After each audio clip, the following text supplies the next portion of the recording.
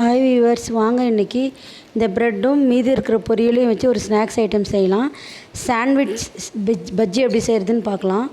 ப்ரெட்டை வந்து நல்லா ரவுண்டாக கட் பண்ணி எடுத்துக்கோங்க. அந்த கட் பண்ண ஓரத்துண்டெல்லாம் ப்ரெட் க்ரம்ஸ் பண்ணிக்கலாம். கடல மாவு, அரிசி மாவு, உப்பு, சோடா மாவு, கரம் மசாலா தூள், மிளகாய்த்தூள், சீரகப்பொடி, கொஞ்சமாக சீரகம் சேர்த்து தண்ணி ஊற்றி எந்த பதமாக தேவையோ அது மாதிரி பஜ்ஜி போடுற அளவுக்கு பதமாக கரைச்சி வச்சுக்கோங்க.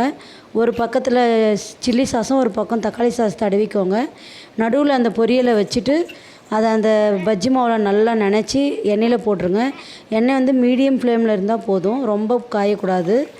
நல்லா பொரித்து எடுத்துக்கோங்க. இது நல்லா ரெண்டு பக்கமும் வேகிற அளவுக்கு பொரித்து எடுத்துக்கோங்க. இது நல்லா பர்கர் மாதிரி இருக்கும் உங்களுக்கு. அதை அழகாக எடுத்து வச்சு கட் பண்ணி தக்காளி சாஸோடு பரிமாறுங்க. மைனஸும் தொட்டுக்கோங்க, இல்லை பச்சை வெங்காயம் போட்டு சாப்பிட்டாலும் சூப்பராக இருக்கும்.